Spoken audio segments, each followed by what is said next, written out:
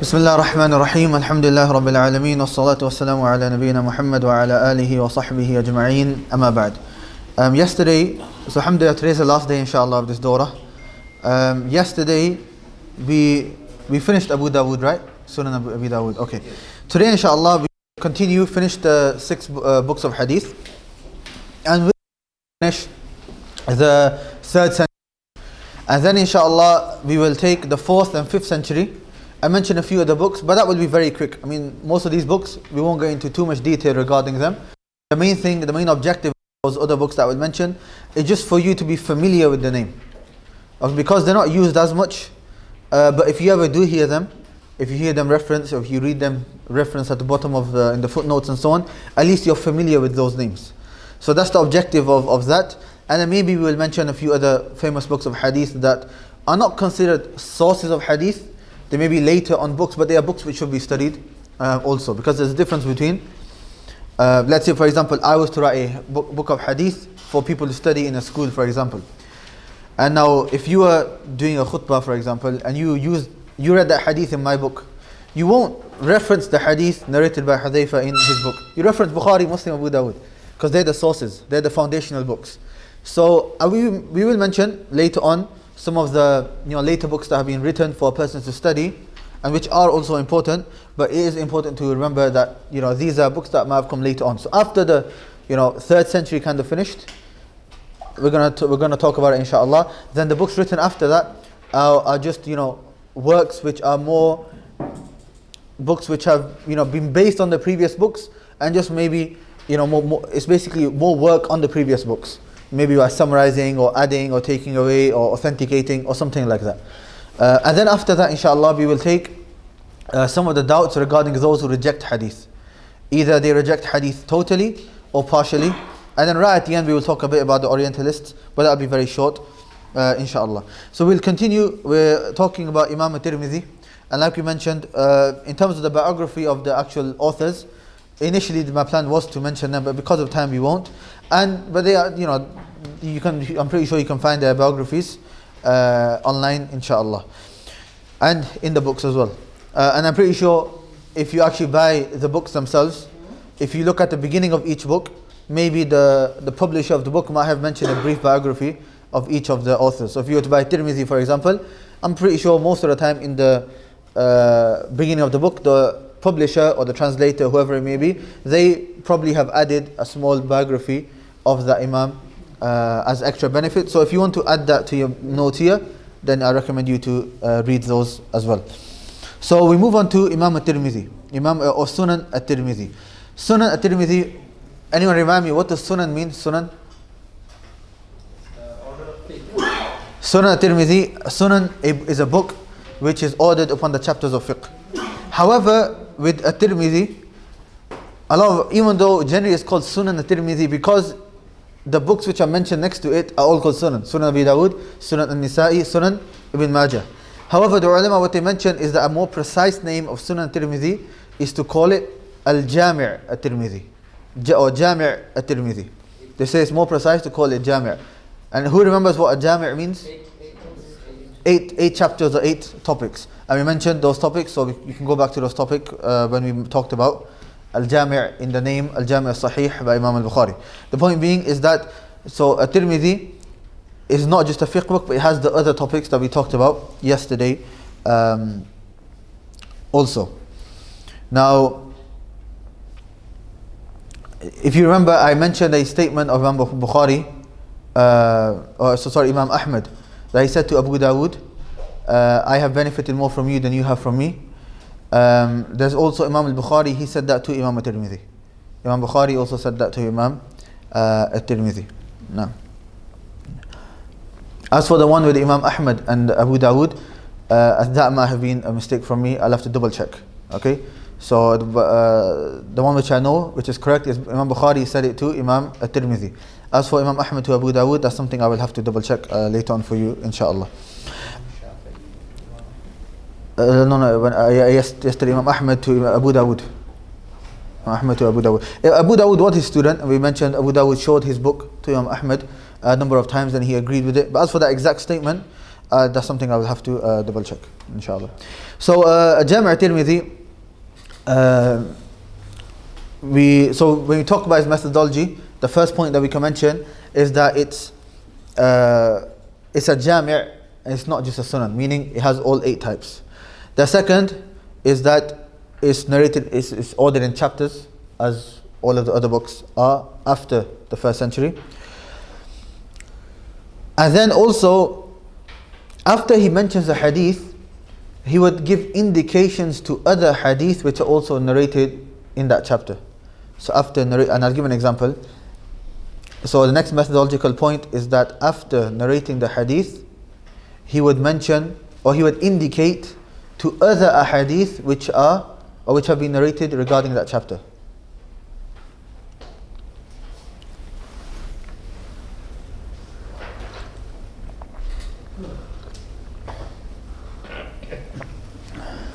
He would indicate to other ahadith which have been narrated in that chapter. Basically what this means is that he would narrate a hadith, and after talking about the hadith, he would also he would say وَفِي الْبَابِ and Umar wa Abi Hurairah and so on. He would say, and in this chapter there's a hadith narrated by Abu Hurairah and Umar and so on. So he wouldn't mention the whole hadith. Okay, because remember, even with the other books, we mentioned that that these scholars, they had hundreds of thousands of ahadith and they picked certain ahadith to place in their books. So likewise, Imam Tirmidhi chose certain ahadith to place in his books, but just for extra benefit, he would mention in this chapter there's also a hadith narrated by this sahabi and this sahabi. Meaning, if somebody wanted more information, then he indicated towards which ahadith to look at. So that's something that he used to that he would do.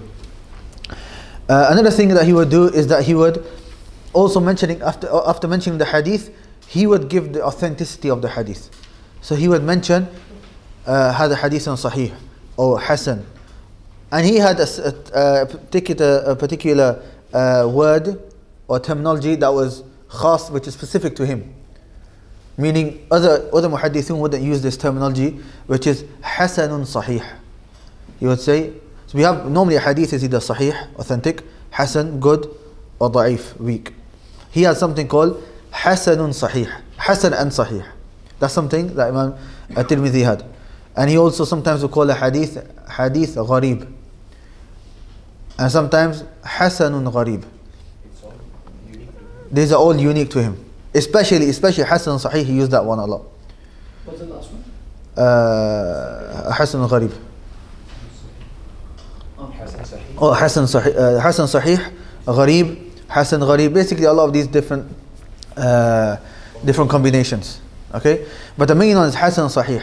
Now somebody may ask that what does Hasan Sahih actually mean? What does Hasan Sahih? If Imam At-Tirmidhi says وَهَذَا حَدِيثٌ حَسَنٌ صَحِيح, either it's Sahih or either it is a Hasan. How is he saying Hasan Da'if? Now there's an issue with this, which is that he didn't explain he died before he explained what he meant.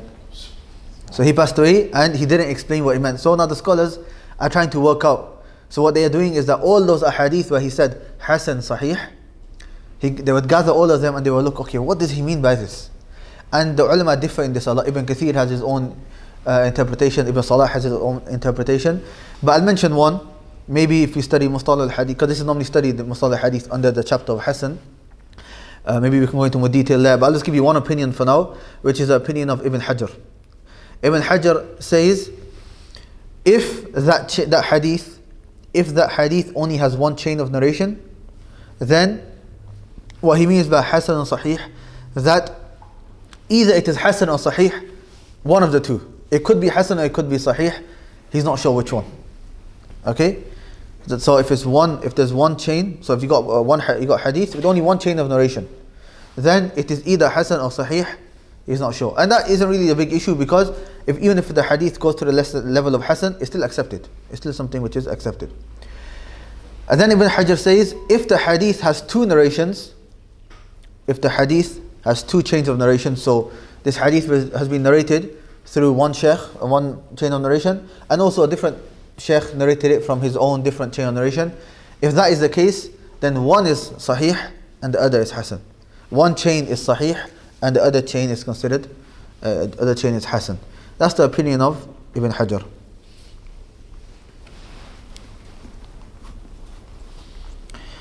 And if as for gharib, if Imam Tirmidhi says gharib, then those who might study Mustalah Hadith, anyone know what gharib means in Mustalah Hadith? That's the translation. What the technical definition? Anyone know?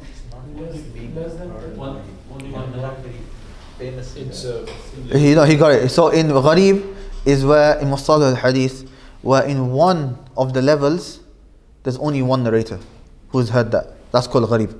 Meaning, if from the Sahaba, 20 different Sahaba heard this hadith from Rasulullah, and then 50 of the Tabi'een heard it. But then from the Tabi'een, there was only one person who heard it, or one person that's narrated it, that it's reached us. Okay, and then maybe the level after it, there's 50 again. If in one of those levels there's one person, that's called a gharib.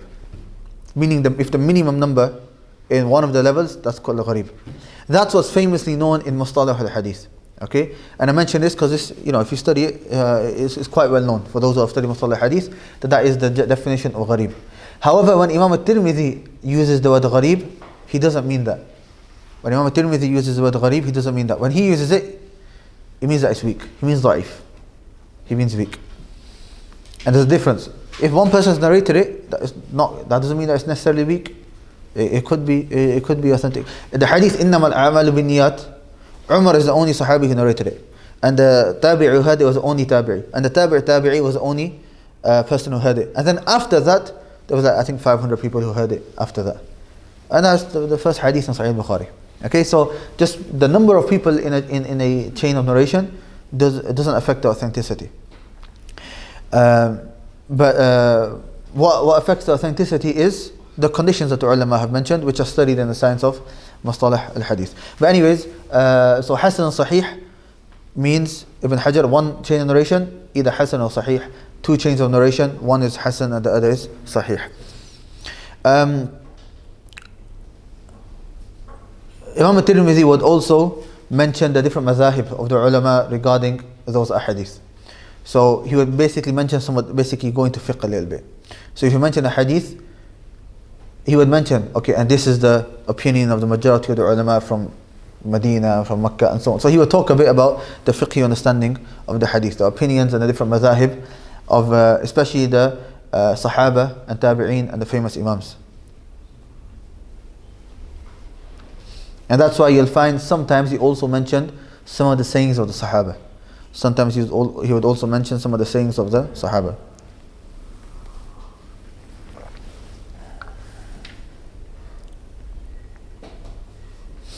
Okay, and I'm going to mention two explanations. No. What does Tirmidhi mean by gharib? Weak, ضعيف. Regarding Hasan, Hasan, I don't remember at the moment, so I don't want to mention that. Inshallah. But Hasan gharib, I think what he means is Hasan, and gharib, he means the Mustalah Hadith meaning of gharib, mean that one person in the chain. Maybe, but I'm not 100% sure, that's why I didn't mention it. Normally, all of these, if you look at in the science of Mustalah Hadith, on the chapter of Hasan, they talk about it. Because Imam Tirmidhi uses the word Hasan, especially Hasan Sahih a lot. So they talk about the terminologies of Imam Tirmidhi. Okay, one explanation, I'll just mention one. It's called Tuhfatu al-Ahwadhi. Tuhfatu al-Ahwadhi. Tuhfatu al-Ahwadhi. Ahwadhi.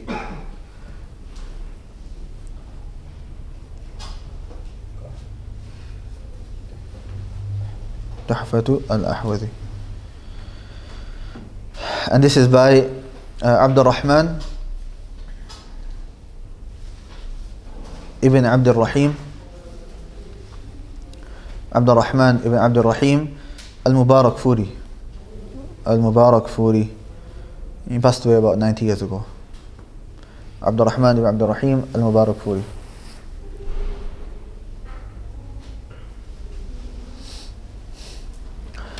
Okay, the next book is Sunan al-Nisa'i.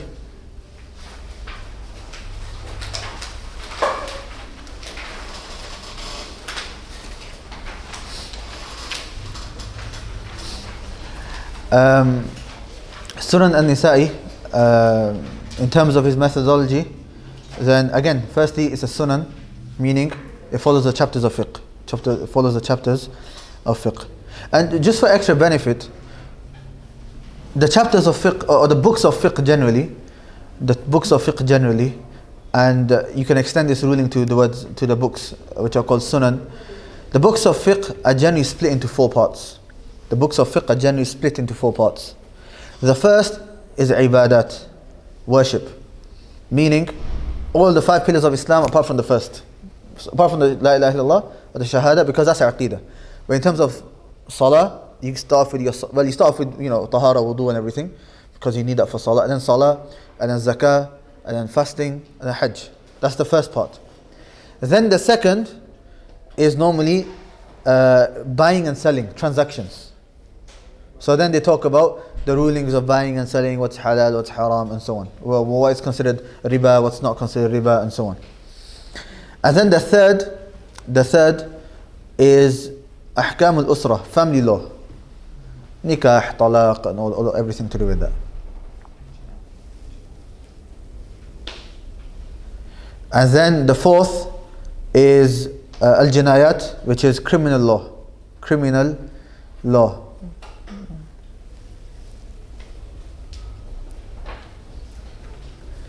Okay, so the books of fiqh are split like this. Okay, so generally sunan, because they are even though the books of hadith, but sunan is what is ordered upon the chapters of fiqh. So you'll find the sunan are ordered in the same way.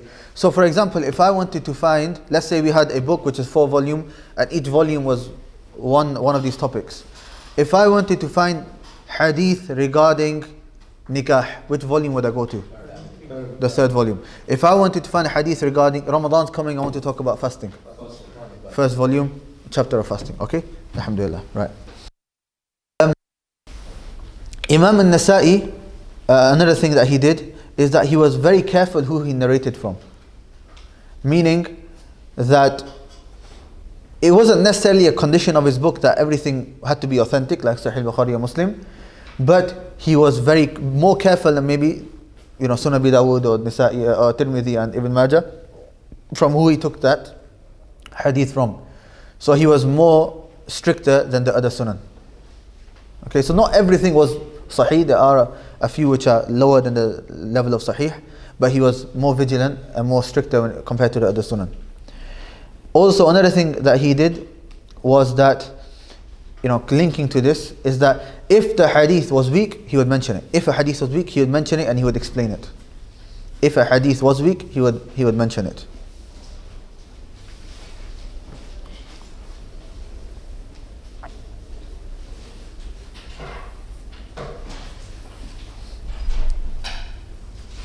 He mentioned all the rulings that he had weak, or only when it was weak? No, only when it was weak.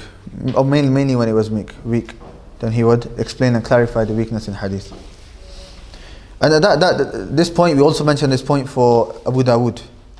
And Abu Dawud, he actually, in his letter to the people of Makkah, he actually wrote, he said, whatever I remain silent, فَهُوَ صَالِح. Meaning, that means it is good. Meaning, it's either sahih or hasan. That you can use it for fiqh rulings. It's accepted. So, you could say maybe that Imam Nasa'i, maybe he didn't say it clearly like this, but generally, if he stayed silent, it's because he considered it to be accepted. And then he only talked about those hadiths which were weak. Okay, move on to the next book, Ibn Majah.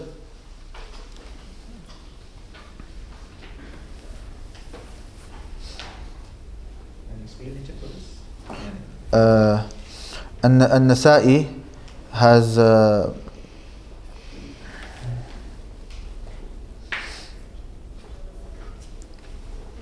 there's some it's not a full explanation, but there's some footnotes, like just some few footnotes.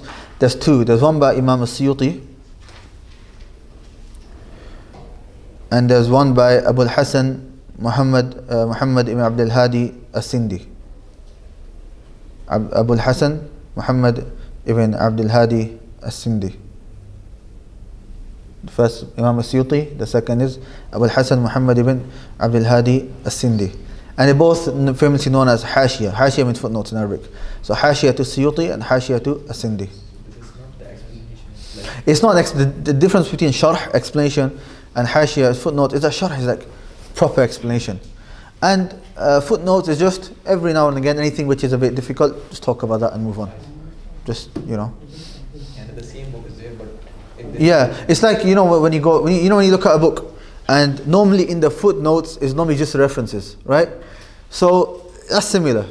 It's similar to that, like there's not that much writing. bit of explanation Bit of explanation here and there wherever it's required, and so on. As for like a detailed explanation, explain every single word, and then go into the fiqh issues of every single issue, then no, they don't do that.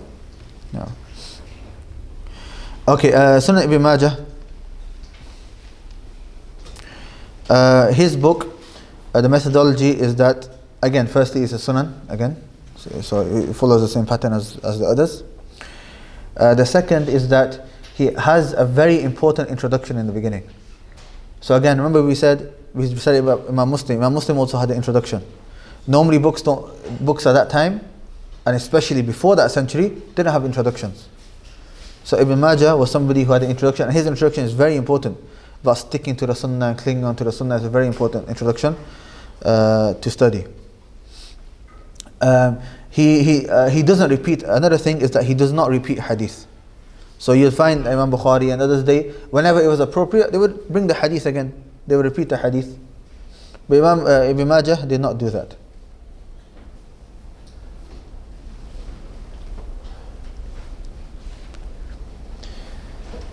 And he would also sometimes comment on ahadith as well. He would also sometimes comment on ahadith.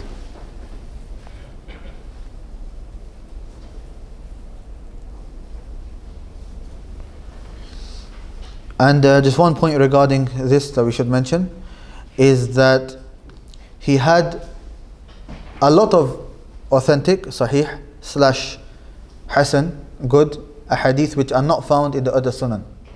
Okay, so he had a lot of sahih hadith and hasan hadith which are not found in the other sunan, but at the same time he does have a lot of ahadith in there which are more weak than the other sunan, meaning that compared to all of the sunan, he had the most weak ahadith in there. From the 4 sunan, he had the most weak ahadith in there.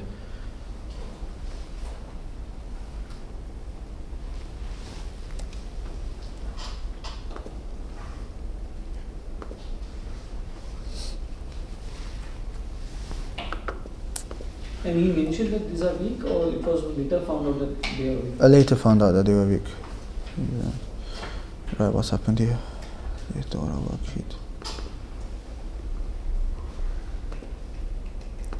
Recording in progress. Okay, now we can move on to day 5, alhamdulillah. Right, day 5.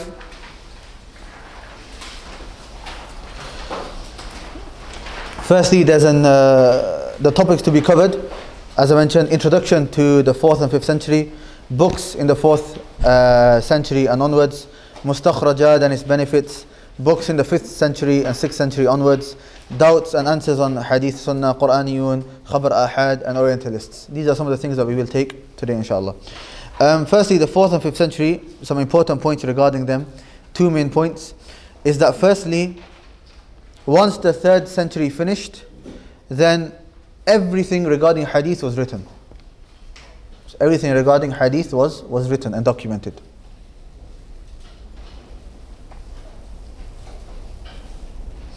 And anything new, like a new hadith which hadn't been written at all, majority of the time, if not all, was either weak or fabricated. It was either weak or fabricated. everything. Almost everything. And the Sahih Hadith was very less, which was already gathered. Yeah, all the Sahih are gathered. So, You can maybe say 99%. You can say it like that. Second, Yeah. This is the first point. Okay.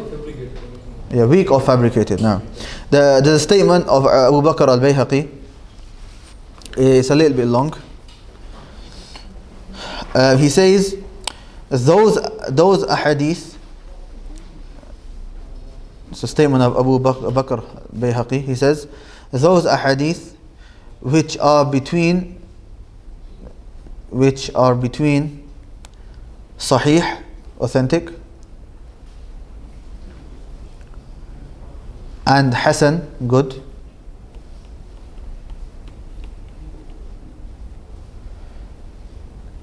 have been written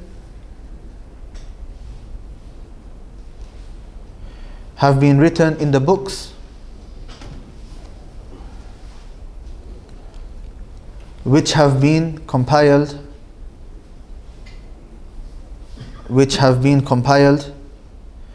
by the Imams of Hadith. By the Imams of Hadith.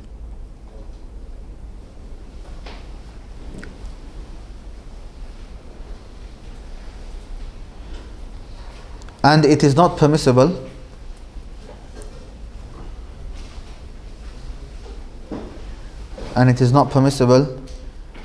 for any other hadith to not be in these books. And it is not permissible for any other hadith to not be in these books. So whoever comes with a hadith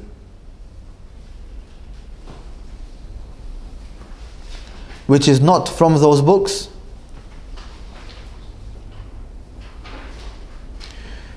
it is not accepted from him. It is not accepted from him. So whoever comes with a hadith which is not from those books, it is not accepted from him.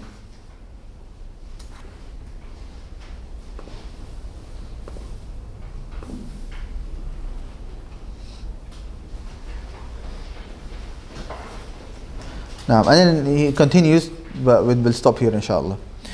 Okay, the second point which I want to mention is that the books of Mustalah al-Hadith started to be written. The books of Mustalah al-Hadith, are you know what that is? They started to be written in this century.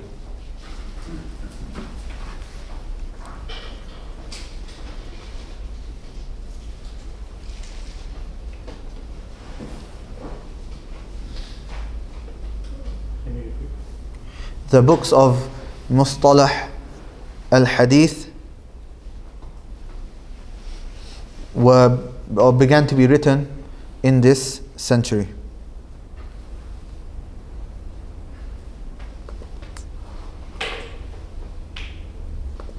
Recording in progress.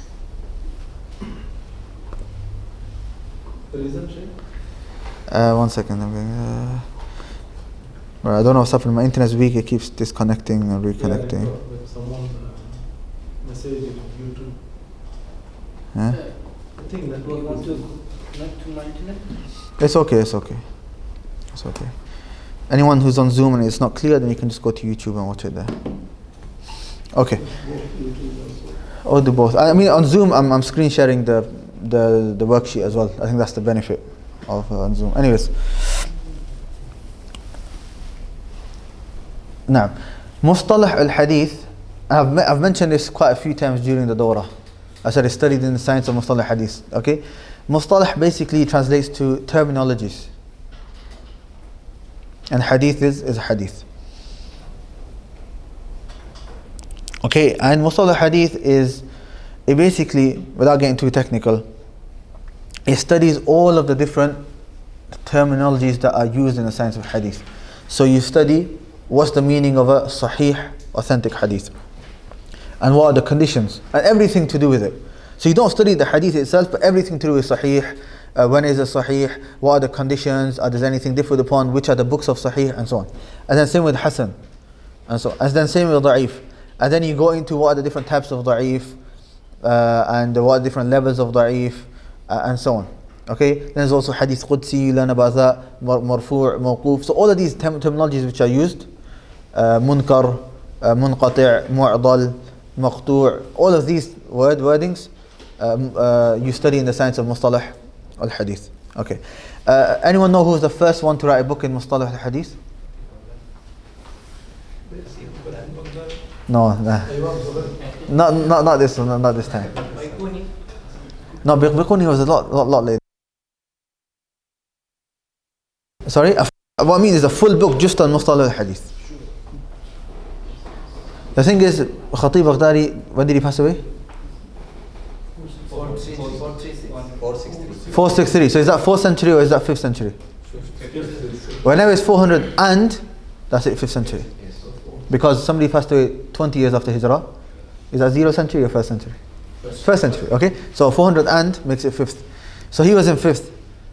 So there was somebody in 4th who already done it. His name, I'll just give you the main name that he's known by. Ar-Ra Mahurmuzi. That's why I said one name. Ar-Ra Mahurmuzi. Ar-Ra Mahurmuzi. That's one word. Ar-Ra Mahurmuzi. One name. That's his last name. That's what he's known by. Ar-Ra Mahurmuzi. This is the name. This is the name of the person. Name of the person. You were the first to write the Muslim. First person to write a book in Muslim. I'll mention the name of the book in a second. Ar-Ra Mahurmuzi. He passed away in the year 360. 360.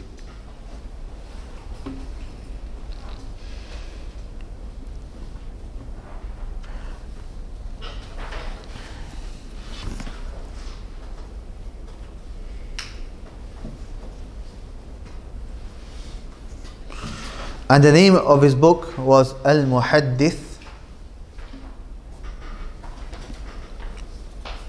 Al-Muhaddith Al-Fasil. Al-Fasil. Sad Fasil with a Sad. بين الراوي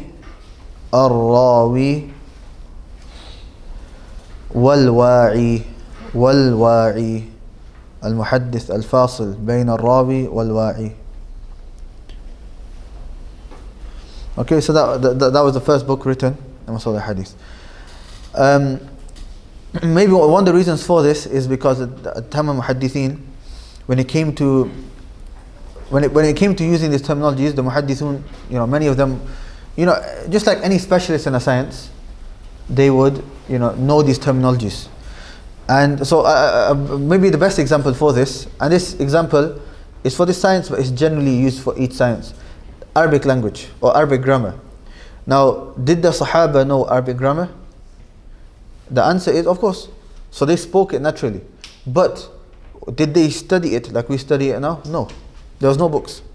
But obviously when non-Arabs started to enter into the religion and so on, and they were making mistakes, then later on the ulama had to write down books for that. So likewise, when the ulama, muhaddithun, they were using all of these terminologies and so on, and these rulings. So then now, when it came to this century, the ulama saw that, okay, now we need to gather all of these different terminologies and talk about them and explain them to the people. So that's why this science was written. And that's like a general answer for all of the sciences. Even writing hadith. Writing hadith. At the beginning, majority of people had memorized. Once memorization became a bit weaker, hadith was spreading a lot more, then there was a need. So then Imam Bukhari wrote his book, and Sahaba wrote in the scrolls, and so on. Okay, some of the books in the 4th century. The first book is on the next page now, 37.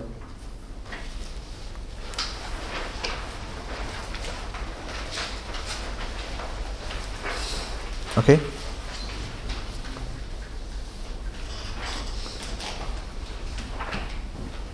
These are almost there. No, these are not books of Mustalah. These are books of Hadith. These are books of Hadith, okay? That point number 2 was just extra benefit regarding the century, that there's Mustalah al-Hadith. The science of Hadith has many, we say Hadith, within there are many sciences. Okay, there are many sciences. Recording in progress.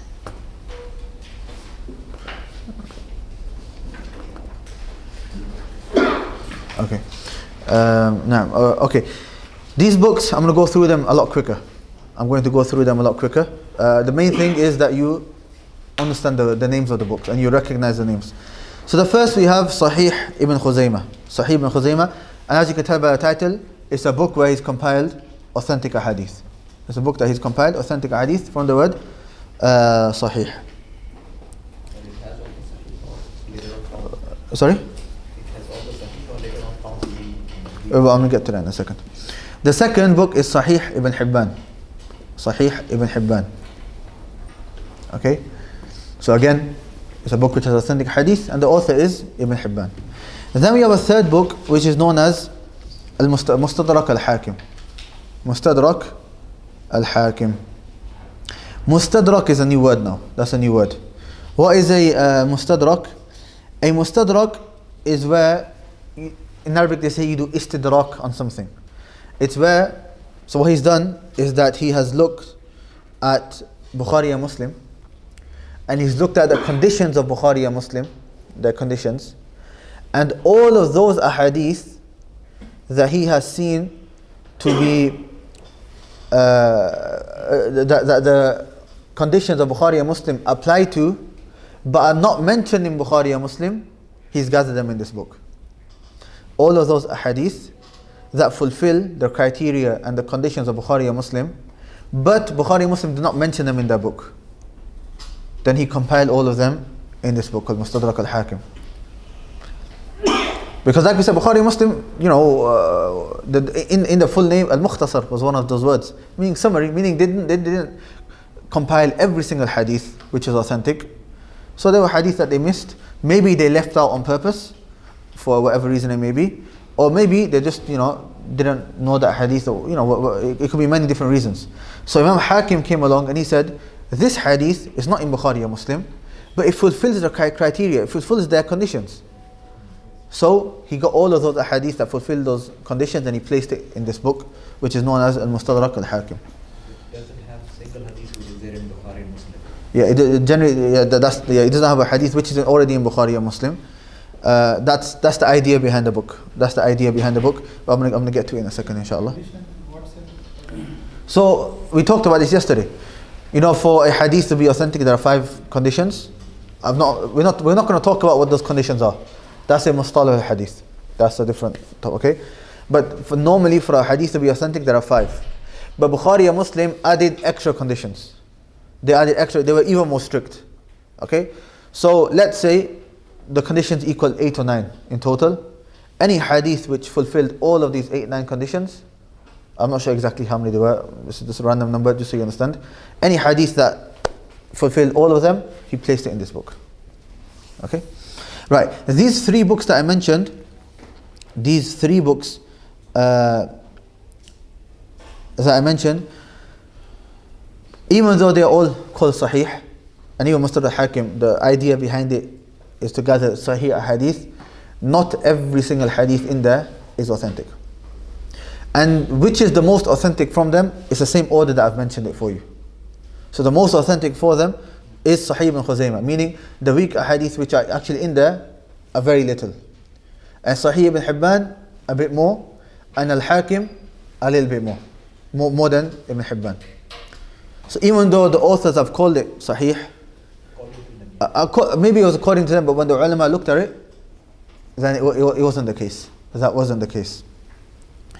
And especially when it comes to Mustadrak of Imam Hakim, the last one, because he's considered the most lenient when it came to authenticating, okay, meaning he would authenticate a hadith which isn't authentic, okay, many ulama actually defend him. Many of the ulama defend him. And they say the reason for this is because at the time of when he wrote this book, he was very old in age. He was very, very old in age. I don't know the age, but they say that he was very old. And when you get older, you know, especially at a certain age, maybe your memory becomes weaker. And also he didn't have time to recheck the book.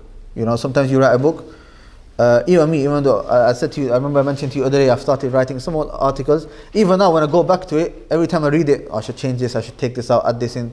You know, so imagine a big hadith book. So he didn't have time to recheck it. But when you look at when he was in his prime age, you know, at his prime age, then he was one of the most knowledgeable of hadith, scholars of hadith, and he didn't contradict himself, or he didn't really make mistakes when he was in his prime. But when he wrote this book in the end of his life, then that's why he made quite a few mistakes in this book. And that's why sometimes he would actually mention a hadith which is in Bukhari and Muslim, and sometimes he would mention it, even though the objective was not to, it was mentioned those are hadith not in Bukhari and Muslim. But because of forgetfulness, so obviously, you know, back in those days, it wasn't a quick Google search, let me put this word and check if it is in Bukhari or not. You have to read the whole book. You have to read all 5,000 hadith, however many hadith there are for you to check. So, you know, mistakes were made. So whenever the ulama, and also another point to mention is that whenever the ulama say that this is weak, or they do criticize, then they don't criticize the imam. They criticize the particular book. So the difference between criticizing the imam, no one takes away from his high status, but just from the book, because maybe he was old in age, mistakes happen.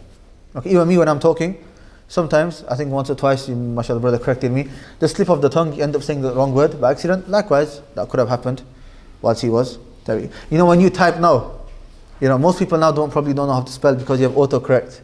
You have, or you have shortcuts now. Even salam, you put 2 letters and the whole thing comes. Okay? Obviously that wasn't there at that time. Okay, we have 4th book, Sharh Mushkil al-Athar.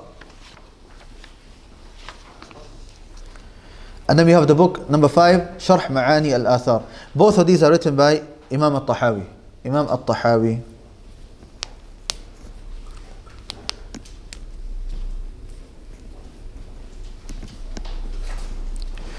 The first one, Mushkil al-Athar, is regarding those books which, those ahadith which seem to contradict one another. So outwardly it looks like they're contradicting. Okay? So he would bring them together and, discuss them. Those ahadith which apparently looks like they may be contradicting. And so it's very important to know that there's nothing in the religion where the reality is that it's contradicting. It sometimes may seem like it, so you need an explanation to it, and that's where usul al-fiqh comes in, and we'll talk about usul al-fiqh inshallah tomorrow inshallah. Yeah. As for the 5th one, Sharh Ma'ani al-Athar, then those ahadith focused more on the Hanafi madhab. Number 6, Al-Mu'jam al-Kabir by At-Tabarani. Al-Mu'jam al-Kabir At-Tabarani is a big hadith book by Imam At-Tabarani.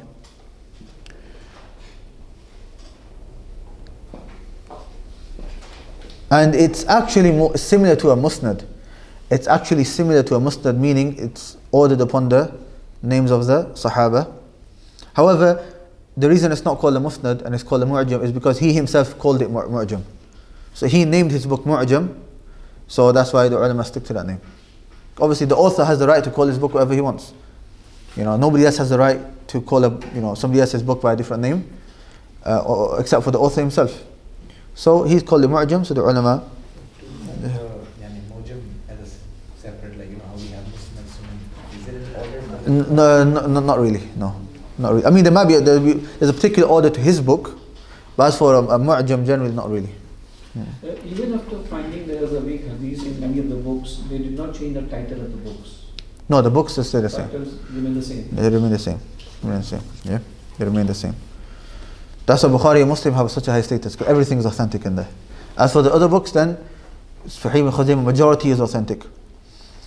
This is why it's important to know some of the other books. So for example, Al-Hakim, Mustadrak Imam Hakim, if you were to buy that book in Arabic, it's very important to buy that print which has the comments of Imam al-Zahabi. Imam al-Zahabi, he looked at Mustadrak Hakim and he would go through those ahadith, and that which he agreed is authentic, he mentioned that he agrees, and that which he differs and say that no, this is not actually authentic, he would comment on it and he would mention that. So the book remains the same, okay, and we don't have the right to change the book. The author has written that book, of course we leave it like that. But ulama have commented on the book, so that okay, the author said this, and this isn't the most correct, and so on. That's why it's very important to go to sometimes in those other books, apart from Bukhari and Muslim, the Sunan, when you talk about the different explanations that we mentioned, those ulama who are talking about those explanations, they would mention, if the hadith is weak, they would mention and they would talk about it in the explanation, and so on. So that's why if a book doesn't fit its purpose, or the title doesn't really fit, you don't really have the right to change the title, because that's the right of the author. But you do have the right to comment and write your own explanation and so on. Okay, number 7 is Kitab al-Sunan by Ad-Daraqutni. Okay, and then we have number 8, we have Sunan al-Kubra by Imam al-Bayhaqi. So number 7 is by Daraqutni, and number 8 is Sunan al-Kubra by Imam al-Bayhaqi. That's number 8. Right, we're going to no. Okay, we're going to go through this a bit quicker now because of time. Okay, then we have something called mustakhrajat. Now in terms of mustakhrajat, I've not mentioned any names of any books, but I want to mention what is the meaning of mustakhrajat, because there are some books called mustakhrajat. Mustakhrajat is where you take a book of hadith, and you look at the same ahadith in those books, but then you narrate those same ahadith with different chains of narration. You narrate those same ahadith with different chains of narration. So mustakhraj is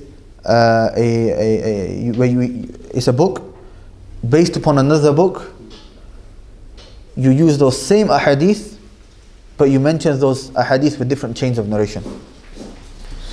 So for example, if I was to do a mustakhraj upon Sahih Bukhari, I would take the first hadith, إِنَّمَا الْأَعْمَالُ بِالنِّيَّاتِ. Okay, that's gharib, so only has one, Sahabi narrating and so on.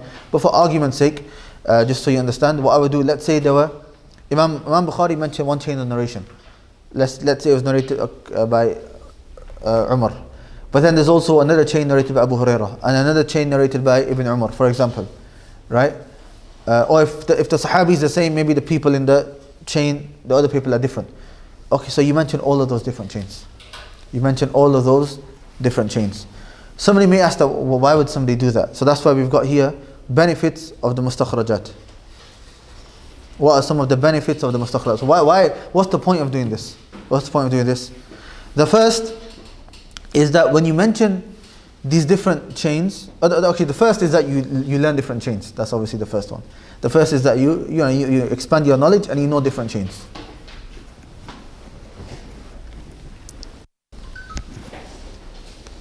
First is that you learn different chains. The second is that it helps you in giving a ruling on the hadith. It helps you to give a ruling on the hadith. So for example, let's say one hadith is narrated from two chains. In the first chain, and one of the people in that chain, he's a liar. If that was the only chain that you had, you would say that this hadith is weak. But now because you've got another chain as well, you realize, the other chain is fully authentic. Then obviously your ruling of that hadith now changes. And the third benefit is that also sometimes with the different chains there may be slight variations in the wording. One word might be different, one letter might be different.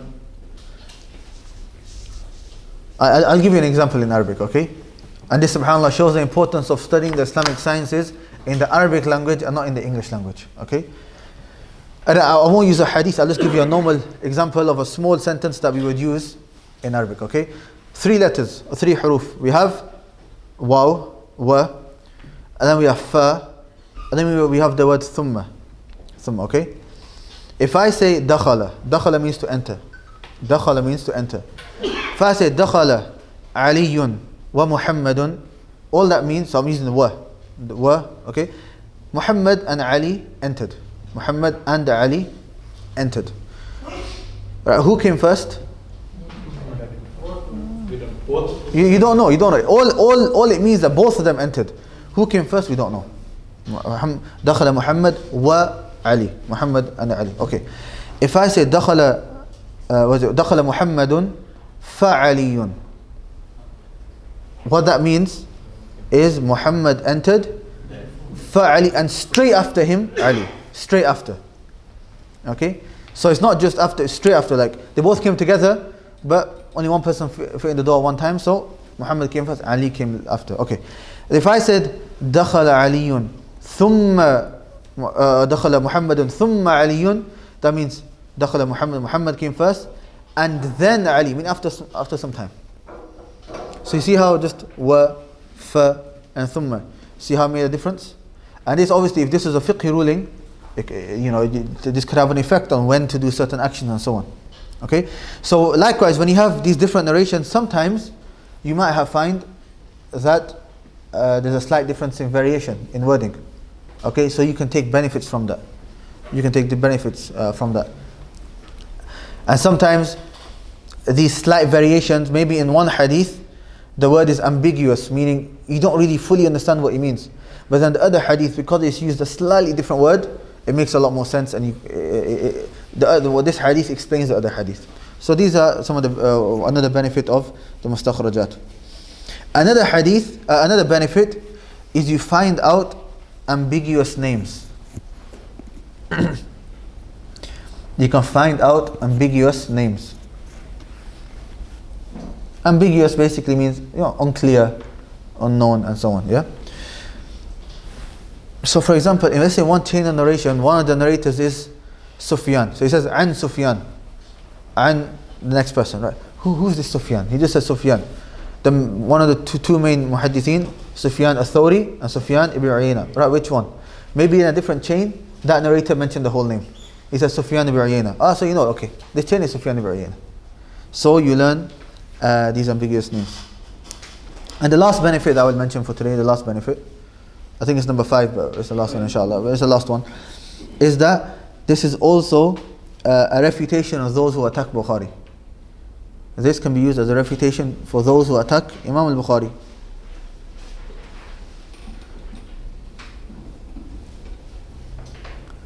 Because it shows that Imam Bukhari is not alone in the narration of his hadith, and it also allows people double check, and it shows that these hadiths are all authentic.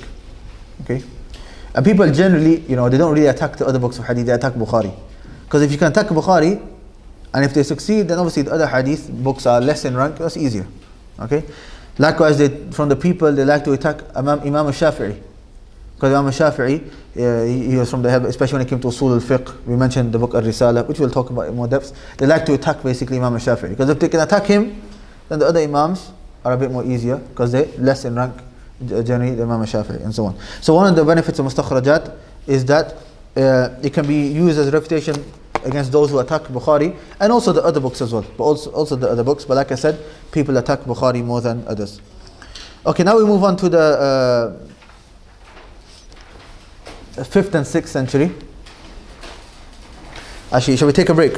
We'll take a 5-minute break here, inshallah. Take a 5-minute break, and then we will continue and finish, inshallah. Recording in progress. Right, Bismillah ar-Rahman ar-Rahim. Just got last part on this 5th and 6th century, and then after that we're going to move on to the last part of this Dawrah. Now 5th and 6th century onwards, as you can see from the mustakhrajat and mustadrakat and so on, they're just working on the previous books. All they are doing is that they are working upon the previous books. And that's what scholars do, Okay, why do people still make new books? Why do people still author new books? The knowledge is there, but it's just to gather everything together to make it easier to understand and so on. So now you could see, for example, we have the books on Kutub al-Sittah. So 6 main books of hadith. Now you have books which have basically, they've come and they've tried to compile all of those hadith in one book. So I'm going to mention 2 books that have done that. So in this century, 2 books that have come and they've tried to compile all of those ahadith which are in the 6 books of hadith into one book. So instead of you going 6 different books, only one. Okay, and they have their own methodology in doing so, but we're not going to go into that at the moment. The first is Jami' al-Usul. Jami' al-Usul. And when he says Jami' here, he doesn't mean the Jami' what we mentioned before. Not what he means here is the linguistic meaning, which means to Jama', to compile everything, because he's compiling all of the ahadith. Jami' al-Usul fi ahadith al-Rasul. Fi ahadith al-Rasul. So basically it would translate to something along the lines of compiling all of the foundations regarding the hadith of the Prophet ﷺ, i.e. the foundation of hadith which are found in the 6 books of hadith. And this is by somebody called Ibn al-Athir. Jami' al-Usul fi Ahadith al-Rasul by Ibn al-Athir. And he passed away 606. 606. Ibn al-Athir. Athir.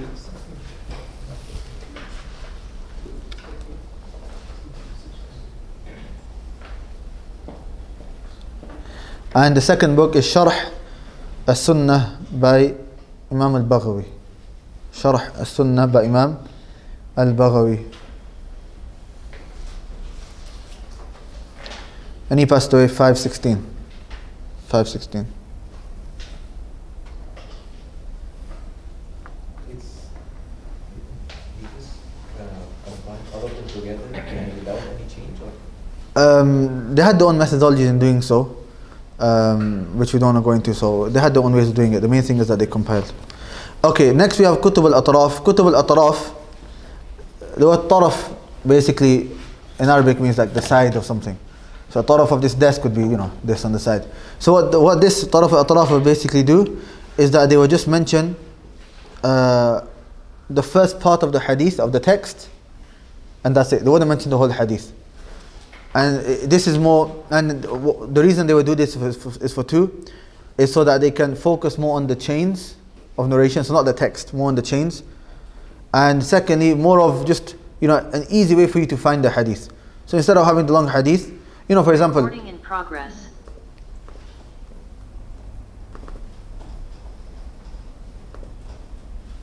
so for example, if I was to narrate, how many times have I narrated إِنَّمَا الْأَعْمَالُ بِالنِّيَّاتِ? Did I finish the whole hadith? I didn't. I just said the first two words and I just moved on. So that's like the thought process behind it. Just put the beginning so it's easy for you to find, and then you can focus more on the chain. So then they would write all the chains and talk about the chains and so on. That's called Kutub al-Atraf. Then we have Kutub al-Zawaid. Kutub al-Zawaid.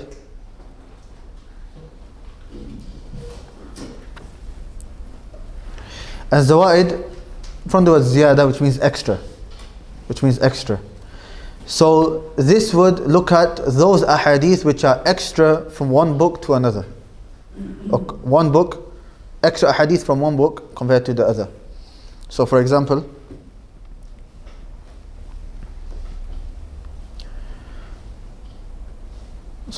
if you were to look at the Zawaid of Sahih Muslim on Bukhari, then that's a book which will, those ahadith which are in Bukhari and Muslim, not them.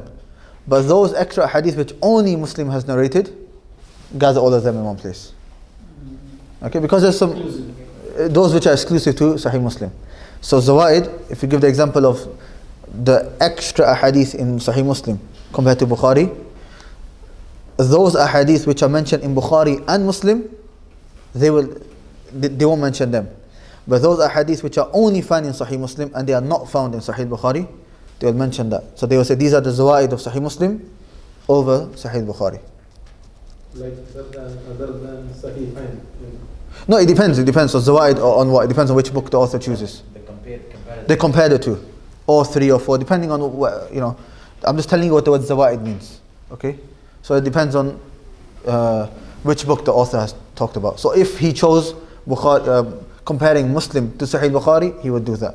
And if he chose comparing Bukhari to Sahih Muslim, then the same thing but the other way around. So those ahadith which are in Bukhari and not in Sahih Muslim, he would only mention them. As for those which are in both, for example, إِنَّمَا الْأَعْمَالُ بِالنِّيَّاتِ is in Bukhari and Muslim. So he doesn't need to mention that. He won't mention that hadith. But for example, وَالْقُرْآنُ حُجَّةٌ لَكَ أَوْ عَلَيْكَ is only in Sahih Muslim. The Quran is proof for you or against you. That's only in Sahih Muslim. It's not in Bukhari. So he would mention that hadith in Zawaid. Okay, we have Kutub al-Mawdu'at. We mentioned this. What's Mawdu'at? Yes. Books of different topics, right? Because Mawdu' means topics. Huh? Fabricated hadith. Shaykh, I mentioned to them a story of, I'll repeat for anyone who wasn't here, that there was an imam in Ta'if who after the salah, you know how the imams just read books, read Riyadh al-Salihin and give benefit. So he was reading this book, and there's another sheikh who was traveling and he was there, and he was hearing these ahadith and he's thinking to himself, I've never heard these ahadith before. What are these hadith? And they sound weird. The Prophet doesn't normally speak like this. So after he went to the imam and he said, where are these ahadith from? And he said, it's a very beautiful book, Kitab al-Mawdu'at, the book of different topics by Ibn al-Jawzi.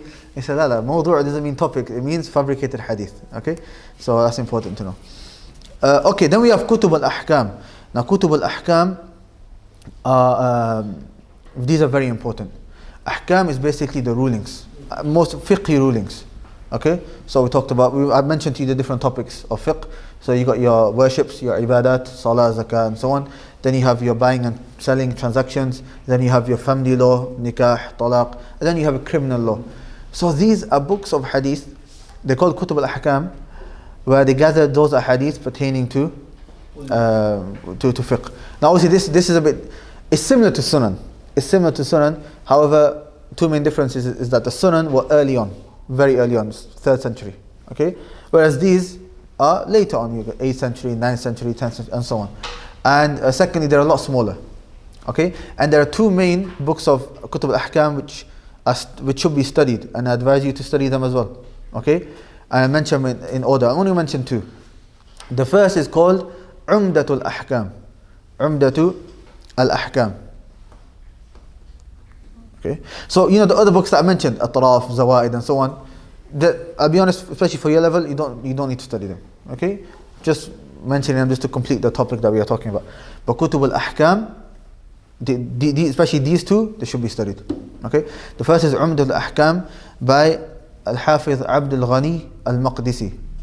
Abdul Ghani al-Maqdisi. Hafiz Abdul Ghani al-Maqdisi.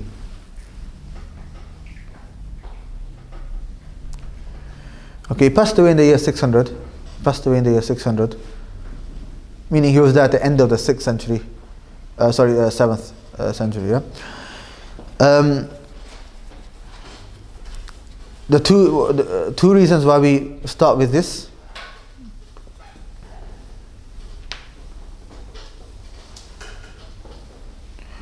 The first is that every hadith in there is in Bukhari or Muslim. Or both, either in Bukhari, just in Bukhari, or just in Sahih Muslim, or in both.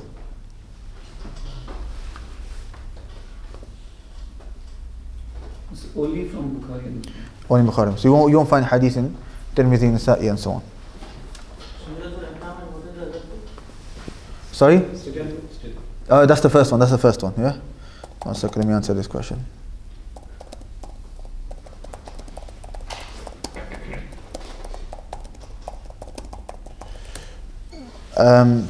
Okay, so the first is Bukhari Muslim. The second is that is very few number of hadith, only 450, approximately 450 hadiths. Obviously, comparing it to the big sunan, what, thousands? 450. So it's got the main hadith in all the fiqh chapters that you need to know, and it's only 450, which means that each chapter, 2-3 hadiths maybe. Roundabout, maybe up to 5.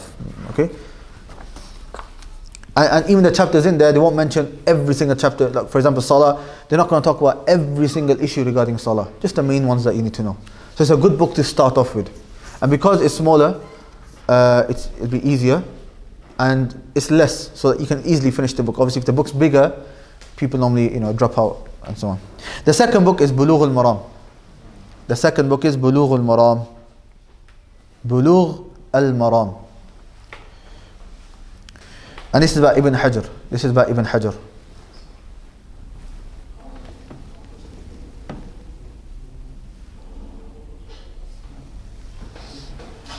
Okay. There's another one called Ibn Hajar al-Haythami. This one is al-Asqalani. When somebody says Ibn Hajar, it's Asqalani. Al-Haythami is rarely mentioned, only if you're specializing in hadith. If you hear, not even Ibn Hajar, if you hear Al-Hafiz said Ibn Hajar. Qala Al-Hafiz is Ibn Hajar. Okay? What about Muttafaqun alayhi? Common hadith of Bukhari and Muslim? Let me finish this and I'll answer that question, inshallah. So, Bulugh al-Maram is, the first benefit is that it's a little bit bigger. It's got about 1250 hadith. About 1250. 1250. Okay, so as you can see, it's a bit more. And in here, he mentions other ahadith which are not in Bukhari or Muslim. Because if you were to just restrict yourself to Bukhari or Muslim, then you're missing out on a lot of other fiqhi hadith.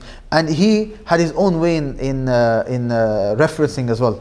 In the introduction, he had his own way. So if he says, Rawahu al-Arba', the 4 people narrated, he will just say, the 4 people narrated, and you understand, Sunan al-Tirmidhi, Sunan Abi Dawud, Tirmidhi, Nasa'i, Ibn Majah. And he explained this. Rawahu, if it says muttafaqun alayh, Bukhari and Muslim. Okay? Muttafaqun alayh, by the way, it has different meanings.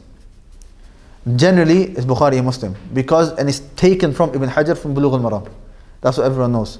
But for example, another book which is from Kutub al-Ahkam, which is a third book if you want to add it on, which is a lot bigger. It's about maybe over 2,000, about 3,000 hadith maybe. It's called Al-Muntaqa. Al-Muntaqa. Al-Muntaqa. Let me just double check.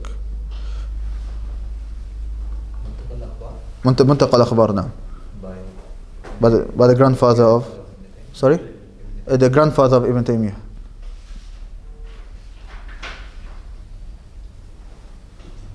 No, that's what it's no. Muntaqa al-Akhbar. In here, okay, so this is the third book that you can talk about. It's a lot more, okay? And this is studied a lot less because this is too big for people to study. In here, when he says Muttafaqun alayh, what does he mean? He means narrated by Bukhari, Muslim, and Imam Ahmad. So he means three. Imam al-Bayhaqi, he has another usage of Muttafaqun alayh, but we don't have time, so I don't want to mention that, inshallah.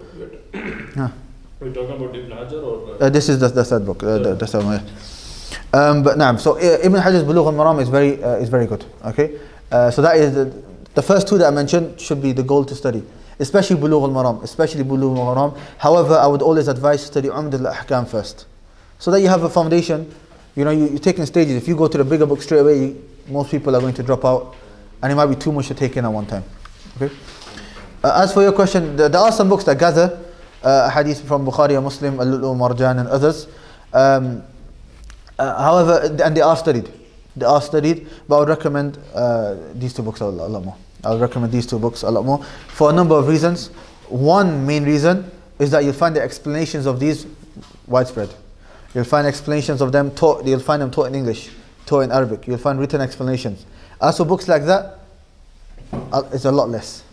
So if you want to study it, it's very hard to find. That's something very important when you want to study a book. There's a lot of things that you have to look, a lot of different factors you have to take in. One of them is how the availability and how much khidmah, how much the scholars have helped and this book, meaning how much they've written about it, how much they've explained, how many people in the area that you live in know that book. So for example, there might be a book where some ulama consider it to be better than another, but nobody in your country is studying that book. Right? Go to the other book, because then you're just going to be by yourself and you're not going to find anyone to help you or anyone to study it with and so on. Okay, the next book, books on checking authenticity of narrators. I'll just mention one because of time. Taqrib al-Tahdhib, and that's by Ibn Hajar as well. Taqrib al-Tahdhib. There are some others which are bigger. We don't have time to mention all of them. But Taqrib al-Tahdhib, if you wanted to buy one, you would buy this. And this is basically a summary of some other books. And in here are the names of narrators, and it talks about these narrators, are they authentic or not. So if you wanted to study the narrators themselves, then the smallest book is Taqrib al-Tahdhib. Okay. Books on knowing Sahaba, right? A common question is, where do I read about the lives of the Sahaba and them? I'll mention 3 books, but these are really big books. A lot of people do ask me about English. I'm not really sure in English what books are best for Sahaba. Maybe the Shaykh can benefit. But these, in terms of the science of Hadith, the books that you go back to, the original sources, then I'll mention 3 books inshallah. The first is Al-Isti'ab. Al-Isti'ab. Al-Isti'ab. Sotaya Ain Alif Ba. Isti'ab. Okay, I'm just going to mention the main word. I'm not going to mention the whole title. That's by Ibn Abdul Barr. Ibn Abdul Barr.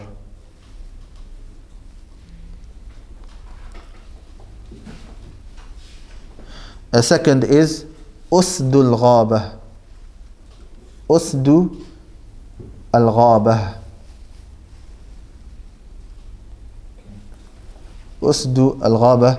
That's by Ibn al-Athir. Ibn al-Athir.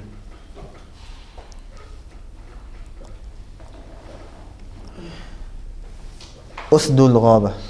Ibn al-Athir. The same one we mentioned before. Al-Athir. And the third is Al-Isabah. Al-Isabah.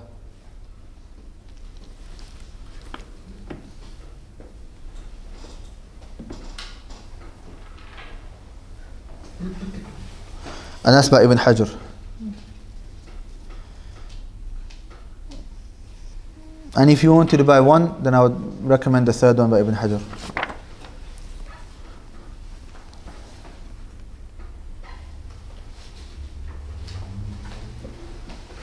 Okay, now we move on to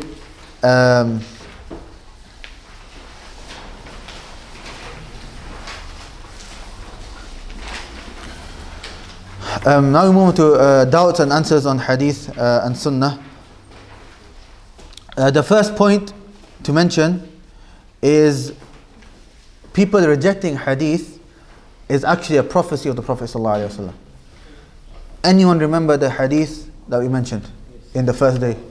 Abu Dawood, very good. What was the Hadith? Just give me the general summary of the Hadith. There will be some people who will accept the Quran but reject the Sunnah. Yes. So that Hadith, the Prophet said, I've been given the Quran and something similar to it. And there will come a time where people will say, whatever you find in the book of Allah, then that's the ruling. And they won't look at the Sunnah. Okay, we mentioned this Hadith. We mentioned this Hadith in the beginning, so the reference and the whole wording of the Hadith you can find in the first day. Okay. I think it was under the authority of Hadith when we talk about the proofs from the Hadith. Might have been number 1 or number 3, something like that. Anyways, there are two types of Hadith rejectors. Two types of Hadith rejectors. The first type are those who reject Hadith totally. All Hadith. And these are known as Qur'aniyun. Qur'aniyun. Meaning they say we only need the Quran, we don't need the Hadith.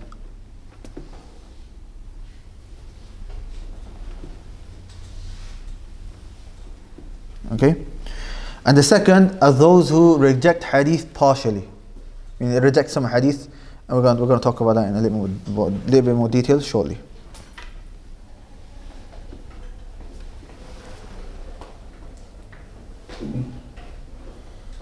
Okay, so we're going to talk about the first type now, which is the Qur'aniyun, those who reject Hadith totally. Now, those who reject Hadith totally, now remember, it's very important for us to have that foundation that we studied in the beginning. Okay, so it's never recommended for a person to go into debates, doubts, these type of things if he doesn't know the basics. In fact, there was one time where it was Imam, I can't remember the Imam. It starts with a D. Now I don't know if it's Daraqutni or Al-Zahabi or somebody else. I can't remember exactly who it is. But he had a few students, and there was one student that had travelled to come to him, and every day he was arguing and debating with the other students about this issue and this issue and this issue and this issue. So then the Shaykh said, okay, come here. And he asked him some questions regarding istinja and regarding istijmar and things like that. And he didn't know the answer. So he said to him, first learn the basics and then we can talk about these issues. And then all the other students basically left. And then it was narrated that he actually got up later and packed his bags and he left. Okay? So it's very important for a person to know his foundations, the simple things. You find many people who are debating about certain topics, they don't know the things which are obligatory upon them. How to pray, simple issues regarding aqidah and so on. But they want to talk about the big issues. So it's very important for us to know the foundation. So when he studied the foundation on the first day, I think it was a clear cut that we have to follow a hadith. Okay? So with that foundation, now we are mentioning some doubts and some answers of these doubts. Okay? The first doubt is a hadith narrated in Daraqutni that they bring. So those who reject hadith and say we don't need hadith, just the Quran's enough, they bring one hadith. And this hadith is narrated in Daraqutni, where the Prophet ﷺ said, whatever has come to you from me,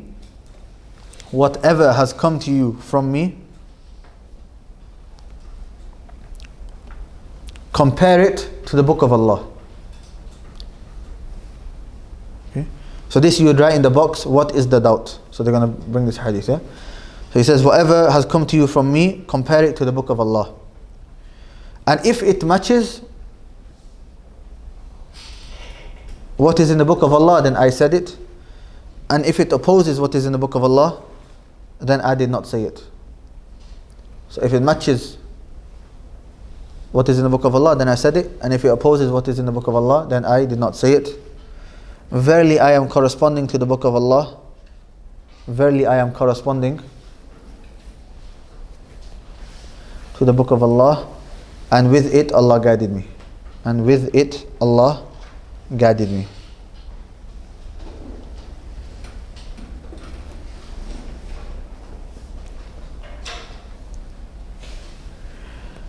Okay, so this is a doubt they bring, saying that we don't need the Sunnah. The Prophet saying himself, look at the Quran. So that means everything's in the Quran. We don't need to look at the Sunnah. Okay, we can answer this in two ways. Firstly, this hadith is very weak. In fact, it is fabricated. The hadith is fabricated. And this is mentioned by more than one scholar of hadith. It's not just one person, it's more than one. Ibn Abdul Barr, Ibn Mahdi, Al-Bayhaqi, Ibn Abdul Barr, As-Suyuti, more than one. I'll mention one statement of Ibn Mahdi. Ibn Mahdi said, so Abdul Rahman ibn Mahdi, he said, the heretics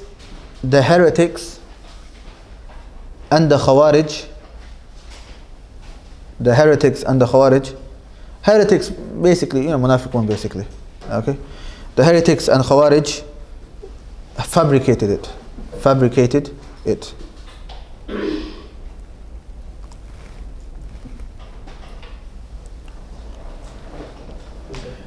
Abdul Rahman ibn Mahdi.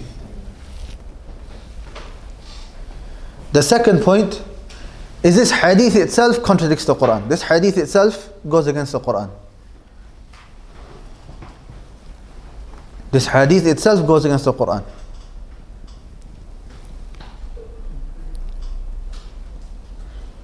What do we take? There's ayat in the Quran which tell us to obey the Prophet ﷺ. There's ayat in the Quran telling us when we differ, go back to the Prophet ﷺ. There's ayat in the Quran saying that whoever follows the Prophet ﷺ will get Jannah. There's ayat in the ayat saying whoever disobeys the Prophet ﷺ will be in the hellfire. And so on. We mentioned all of these ayat in the first day. So this hadith itself is contradicting that is what is in the Quran. So that's the answer to the first doubt. Can we have a third answer to that they are believing in the hadith to not believing in the hadith? That's also a third one, yeah. That can also be a third one, that they reject hadith but they are bringing a hadith to try to prove their point. No.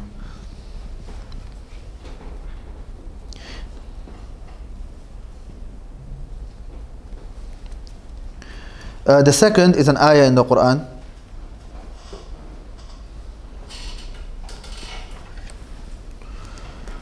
The second is an ayah in the Quran. I'll give you the reference. The ayah is Surah An'am, ayah 38.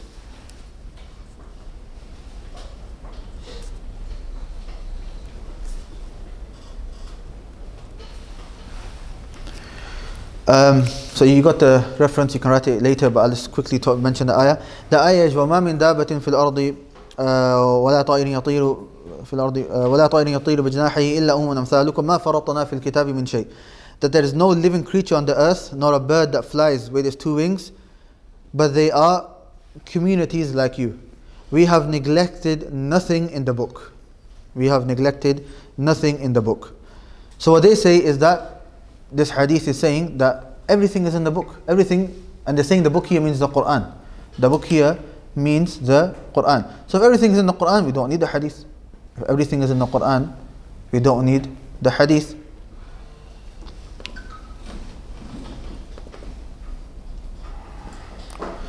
So Recording in progress. So how do we answer this? Firstly, we say that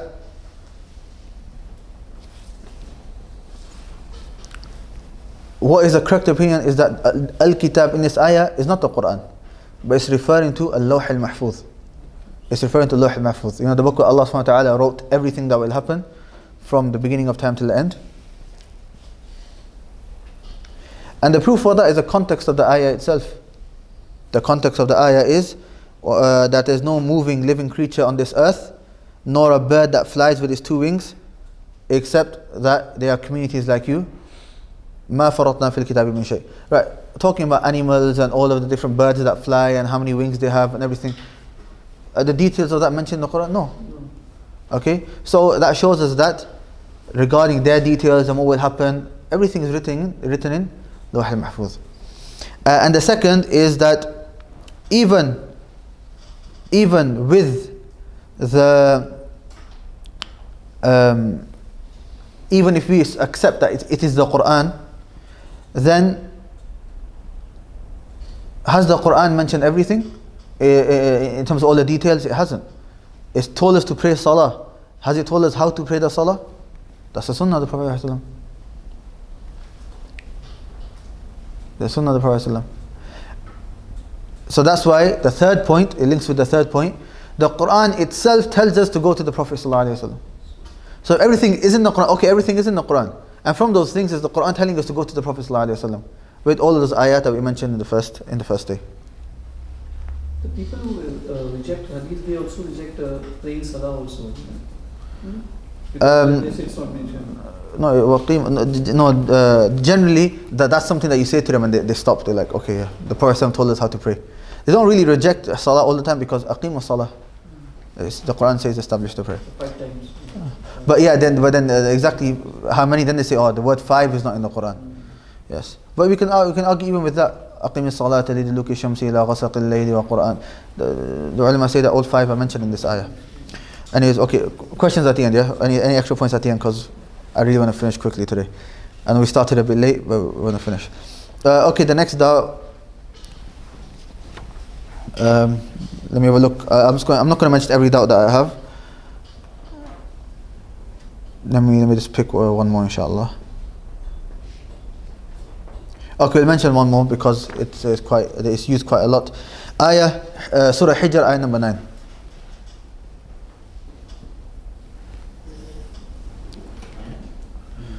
Surah Hijr, ayah number 9.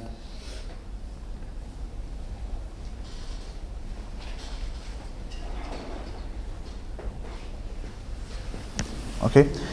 The ayah is Inna nahnu nazzalna dhikra wa inna lahu lahafidhun. Verily we have brought down the dhikr and verily we are preserving it. And they say the dhikr is the Quran.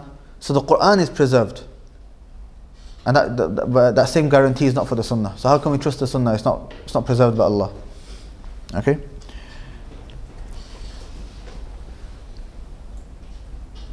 The first answer is that many of the Mufassirun say that the word dhikr includes the Quran and the Sunnah. The word dhikr is not restricted to the Quran, it's Quran and Sunnah. Because the Sunnah is a revelation. We mentioned the ayah, وَمَا يَنْطِقُ عَنِ الْهَوَىٰ إِنْ هُوَ إِلَّا وَحْيٌ يُوحَىٰ. The Prophet ﷺ does not speak from his own desires, but rather it is revelation. So it's a form of revelation. So Allah has preserved it as well.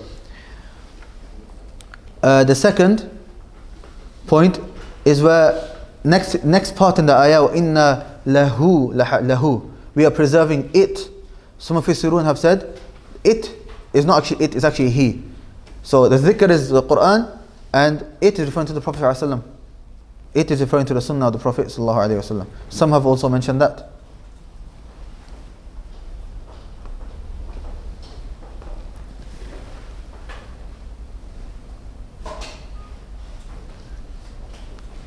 The third point is that the same people who have transmitted the Quran transmitted the Hadith. The Sahaba and then Tabi'een and so on. The same people narrated Hadith.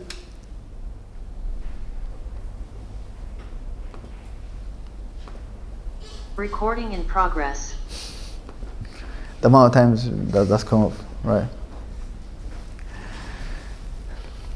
And the fourth point is that there's a whole isnad system for us to verify and authenticate those ahadith. So we know what's authentic and we know what's not. And in fact, there's a scholar, I think he just passed away recently. His name was Al-A'zami. Al-A'zami. There's a few A'zamis. This one is called Muhammad Mustafa Al-A'zami. Muhammad Mustafa Al-A'zami. He passed away 5 years ago. He actually wrote a lot of books, and from them was his PhD thesis for Cambridge University in England, and he was on the Isnad system. And that was such a good book that he's defending the Isnad system and explaining it to who's in Cambridge, non-Muslims. Yet he excelled, and a lot of he really defended the Isnad system. And I'm not 100% sure, but he might have also maybe won an award for that book as well. I'm not 100% sure, he might have. Okay, so the point being is that we have the Isnad system. We have the Isnad system that none of the other religions have, and something specific to the Sunnis as well. That even those who are not Sunni, they do not have something similar in the same way that we have. That we have the Isnad system. Okay, this is enough for, I think, the Quraniyun, and I think enough to show and to prove that we have to follow the Hadith is all of those ayat.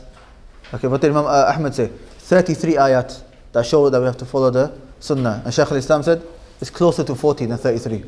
Yeah, and then all of the Hadith and the ijma' of all of the ulama. Okay, and once there's ijma', it's not allowed permissible for a Muslim to go against that ijma'. Without from partially, who rejects these partially. We're gonna get to that now. Some reasons they deny the spread of the Sunnah. So what are some reasons that people deny the spread of the Sunnah? Why do they want to stop us following the Sunnah? Just quickly. Firstly, ignorance. Firstly is ignorance. They don't really understand the core principles. They don't have knowledge about Islam. They're just following the local imam or whoever they follow. So one is ignorance. The second is the result of the different ideologies.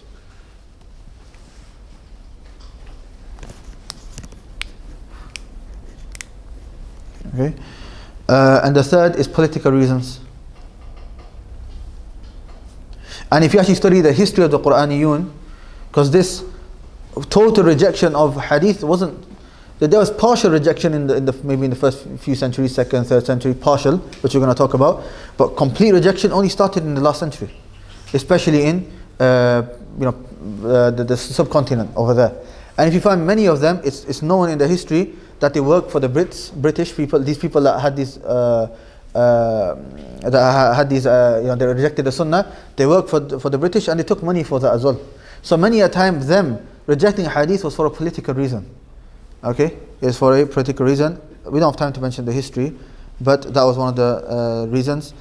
Now we'll stick to these three, inshallah. Right, we're going to move on to the next point. Inshallah, we will finish in the next 10 minutes. Next 10 minutes we will finish. Which is regarding Khabar Ahad. Khabar Ahad, okay, is similar to the word Gharib. You know, Gharib we talked about in terms of Mustalah Hadith, where there's one narrator, or the minimum number in one, even if there's many in the other, if one level has one person, it's called Gharib. Ahad is a bit more general. Gharib comes under Ahad. Ahad is basically, in simple terms, where there's not a lot of people in each chain. There's not a lot of people. And the reason I'm using the word a lot, because the ulama differ exactly on what number, which I don't want to go into. Study the Mustalah Hadith. Okay? But Khabar Ahad, if you don't understand this definition a lot, just mainly think of it as in the lowest, in one chain, one level of the chain, the lowest number is 1 or 2. So maybe 1, 1, 1, 1, for example. That would come under Khabar Ahad. Or there's like 3, 1, 2, something like that. Okay? That would all come under Khabar Ahad. If there was 150, 75, would that be Khabar Ahad? No, because that's a lot of people. Okay? So that's what Khabar Ahad is, in simple terms, is referring to. Now, there are some people, especially from Ahlul Bid'ah, that they reject Khabar Ahad, when they say partially, in the science of Aqeedah. In the science of Aqeedah, they say we can't take Khabar Ahad. Okay? So they reject Hadith, but partially. If somebody rejects Hadith totally, many ulama say that they're not Muslim. Okay, where's La ilaha illallah, Muhammad Rasul, that's the second part, it's not there. As for partially, then they don't consider them, generally they don't consider them kuffar. So if you have the Ash'a'ira and Maturidi, they say they're not disbelievers, because they're not rejecting the Sunnah. They're rejecting it due to other doubts that they have. And the main doubt that they have is that they say that one person can maybe make a mistake, or so we can't accept it. Aqeedah, we have to be 100% sure. Okay, but then we can answer them with these 4 points. These are just 4 general points, not mentioning the specific doubts that they come with, but there's 4 general points regarding khabar ahad, why we should follow khabar ahad. The first is ijma' of the salaf. The first is ijma' of the salaf. Sorry? Khabar ahad. Ijma' of the salaf that they acted upon khabar ahad. Ijma' of the salaf that they acted upon khabar ahad. The second is Surah At-Tawbah, ayah number 122. Surah At-Tawbah, ayah number 122. And that's the ayah that we mentioned before regarding fighting in the way of Allah. Not everybody should go and fight, but there should be min kulli firqatin ta'ifa. There should be a small group of people that remain behind and learn about the religion so that they can teach the people the religion. Okay? So that's a small group of people. We didn't say a lot of people, we didn't say the majority. Ta'ifa, this is just a group. So that can also show, it's a proof that it's a small group of people, it doesn't affect the authenticity of something. The number does not affect the authenticity of something. The third is Hadith in Bukhari 3461. Hadith in Bukhari 3461. Well, let's mention the beginning of the hadith. The Prophet said, "Ballighu anni walau ayah." Transmit from me even if it's one ayah. Okay? Now this hadith, the Prophet said it in Hajjatul Wada', in his farewell Hajj. How many people attended the farewell Hajj of the Prophet? Anyone know? More than 100,000. Right. Did he specify that you should be a lot of people when you tell? You should tell in groups. You shouldn't be alone when you tell. No. Prophet, you hear something from me? Mention it to the people. Another narration, فَلِبَلِّغَ الشَّاهِدْ الْغَائِبِ. The one who's present, tell the person who is ghaib. So let's say today's lesson, imagine Salman, he didn't attend. Okay? So later on, you said, oh yeah, these are the notes and this is what we learned in the lesson. Right? He's going to say, this is khabar ahad, I can't accept it. Okay? So likewise, if it's a hadith, the Prophet ﷺ said this. He's going to say, khabar ahad, I can't accept it. No. Okay? And then the last one, and for me, this is probably the strongest one. This last one, and this for me, is the strongest one because it's the action of the Prophet ﷺ. What did the Prophet ﷺ do? When the Prophet ﷺ would send, he would send Sahaba alone to teach whole countries. He sent Mu'adh radiallahu anh to Yemen, to one side of Yemen, and Abu Musa Ash'ari to the other side of Yemen. Meaning, Mu'adh had his own people. At time of Hijrah, before he sent Mus'ab ibn Umair to teach the people of Medina, right? That's khabar ahad. But now, forget narrating one hadith. He sent them to teach the people the whole religion and to be their leader. One person. Yet, the Prophet ﷺ, he sent them. And the Prophet ﷺ said, and that's a proof for us that just because one person sent, it doesn't deduct from the authenticity of something. What deduct from the authenticity are other things, which are mentioned in the conditions of a hadith to be sahih, and so on. Okay, sent one prophet also can be added? You could also mention a prophet. The only issue with the prophet is that because they receive revelation and they're not, prone to especially major mistakes and so on, maybe they can answer you back with that. So it's easier to stay with the Sahabi because Sahabi make mistakes. Okay, remember we said about the Sahaba, they're not ma'asum. Yeah, they can make mistakes here and there. Okay, but obviously we talked about their virtues and their rights and so on. Okay, and lastly, Orientalists. Now to make this easy, I had a feeling we might not have enough time, but also to make it easy, I've written out the notes, and majority is just reading. So we can read this inshallah. The Orientalists annotate on the following notes, meaning if I do mention anything extra, you just have to add 1 or 2 words, you don't really have to write anything. Brief history. What is the actual meaning of Orientalism? And the reason I mentioned this, and this in Arabic is referred to as mustashriqun. Mustashriqun.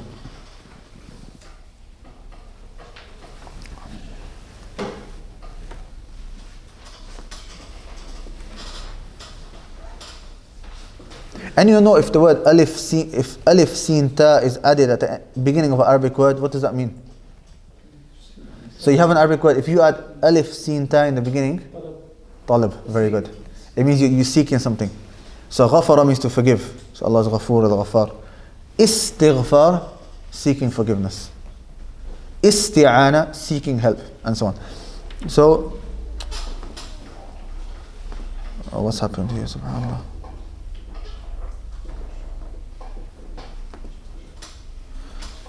One second, this is okay. So mustashriqun are those who are sharq. Anyone know what sharq means? Sorry? Sharq means east. So they are seeking the east, meaning they're studying the east. Islam's where normally in the east, right? Middle East. Okay, we're in the Middle East, right? So that's why if you read here, one second, let me get this up again.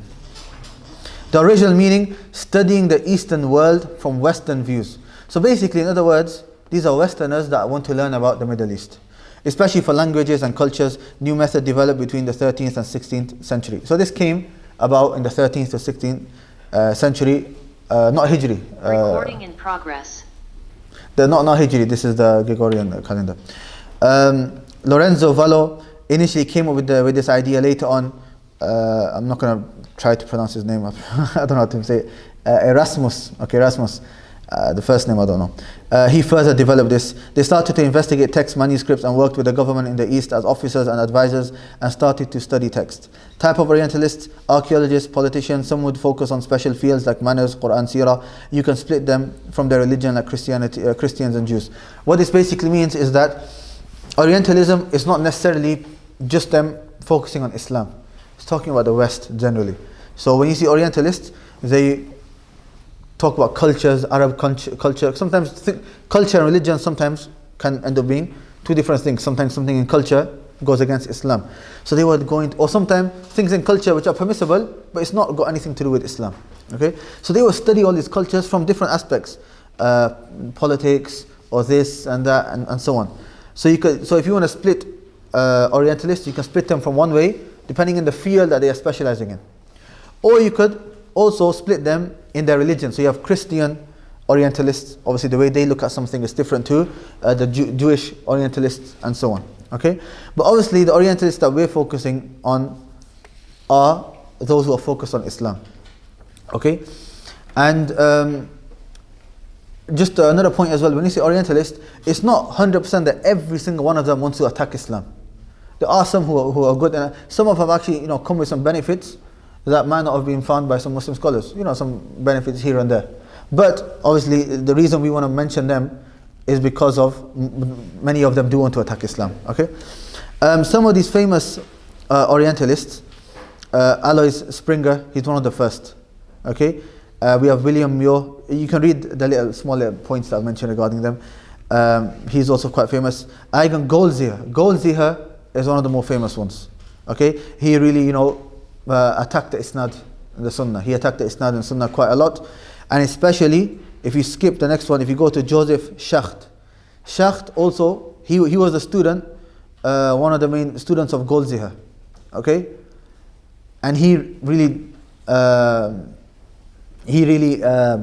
developed from Goldziher, took a lot from him. As you can see here, it says he attacks Imam al-Shafi'i a lot, saying that he changed the chains to make the rulings align with his ideas. Okay, so he's basically attacking the Isnad system. He's trying to attack Imam. Recording stopped. Well, just stop now. Recording in progress. في نت ينقطع ويتصل ما أدري. خير. تريد تشبك على هذا؟ لا خص باقي دقيقتين بس. Okay, and then we have the last one as well, Motsky as well. He has many books on Hadith. Right, these are some of the names that I've mentioned. I've not really brought some of the doubts because we have actually, by us studying the foundations, we can answer a lot of the doubts. For example, one doubt you guys can answer: Hadith writing only began by Imam al-Zuhri. Okay, because Ibn Hajar and Imam al-Suyuti said the first one to compile Hadith was Imam al-Zuhri. And your answer to that is? That's official. Was the writing before? Scrolls of Sahaba, scrolls of the Tabi'een, and so on. Okay, so many of the doubts that we have that they bring, we've answered them. So that's why I've not really made a separate thing to answer them. We've taken them. I've not mentioned that this is a doubt, but we've taken them. Okay, and they also, because they also, this is the last point, inshallah. They don't obviously, especially if they want to attack Islam, they don't want to agree with everything in Islam. So they have their own way of authenticating hadith as well. So they have their own system they've made as well, and yeah, you can read in some of these. Some people have their own. For example, the last one, Motsky, the second line, he developed his own isnad measuring system, and he proves that a lot of the hadith are authentic according to his own system. So he made his own system, but then even according to his own system, a lot of them were authentic as well. Okay. And because they are researchers, sometimes, many a time, they try to show that they're fair. And sometimes they are fair, so that's why he ended up with being authentic. But many a time, they are unfair in the sense that they don't bring the whole information and they bring doubts. For example, we have William Muir. William Muir, for example, the second, he was attacking Imam al-Zuhri. And he said Imam al-Zuhri, during his life, he worked for the Amir. So that shows he was politically affected, and he lied about a hadith and so on. Okay, and even that in of itself is not fully true. But what's funny is that William Muir, he himself was British, working for the British in India. So he was working for them himself. So that's the same thing can be said for him. So you can see a lot of these times that they're not really fair. So that's why it's very important that a person doesn't just believe everything he says. Just a last point, quickly we'll read it. Main difference is how hadith is criticized. Main difference is how they look at hadith and how we look at hadith. The first, Muslims base it on aqidah. The foundation of the religion according to us is what? Our aqidah. Orientalists base it on natural law and philosophy. They base on philosophy and they have all these questions, and you probably heard of people that when they go into philosophy so much, they come to the conclusion, I don't even know if I'm real, if I'm alive or not. No, that's how. That's what philosophy takes you to, and even some of the Muslims, scholars who delved into philosophy, you'll find that at the end of their life, either they're regretting going into it. For Ahlul Bid'ah, we have some of the Ash'ari, because when they go into Aqidah, they go into Ilm al-Kalam and that bit of philosophy as well and so on. At the end of their life, they're regretting or they're confused. At the end, they're like, we don't know. They just get confused. So it's very, dangerous. Number two, Muslims have a systematic procedure to accept and reject hadith for any time or place. It can be used even now. Orientalists, however, are skeptics. Every hadith is fabricated until they can prove it. Okay, so we have a proper system. They don't have a proper system. They just have, because they come with the mindset that they want to attack Islam, they're not fair. And the last, Muslims criticize the chain and text, and we know every person in the chain. Orientalists mainly criticize the text, but they don't understand the chain enough to criticize it. Yeah, so their knowledge of the actual chain, because if you actually want to go into the chain, it's very difficult. Especially if you want to go into science of ilal, the hidden mistakes in the chain. There's only like Imam Ahmad who memorized 1 million hadith. Even people specialized in hadith now from Muslim scholars who have spent decades studying, they don't even get to that level to specialize in the science of ilal, for example. So so with that, alhamdulillah, we finished. And one of the reasons I mentioned Orientalism, the reason I really wanted to mention it, is because many Muslims are very unaware of them. Many of the universities, especially in the West, Orientalists are teaching about Islam, and they mention these doubts and so on. And many Muslims are being, we may not see it, sometimes we're in a bubble, but many Muslims are afflicted with these doubts. They're afflicted with doubts of following the Sunnah, doubt, is hadith actually authentic or not? It wasn't really written at the time, and so on. So it's very important to know these things. And with this, alhamdulillah, we've come to the conclusion of this hadith dawrah. We ask Allah subhanahu wa ta'ala to make it a means of benefit and to accept it from us. Tomorrow we have the Usul al-Fiqh dawrah. Inshallah, starting after Asr? 4 p.m. 4 p.m. till? Until 9:30, not 10:30. 9:30 inshallah. Well, not even 10:50. Okay. Tomorrow and after morning. 2 days, huh? It's 2 days, Saturday, Friday and Saturday. Also, remember we said there's going to be an exam on this, on the Hadith Dawrah. The exam, inshallah, will be sometime next week. Maybe next weekend. Okay, so that gives you some time to revise. And it's also on the weekend, so you're a bit more free to revise, inshallah. And most likely it'll be like on Google Forms, something online, and it will be sent out. If you're not on the thing, what is it, a WhatsApp group? If you don't have the contacts, just take their contact details, inshallah. Okay, and we'll stop here, inshallah. Subhanaka wa bihamdika, la ilaha illa anta, astaghfiruka wa atubu ilaik.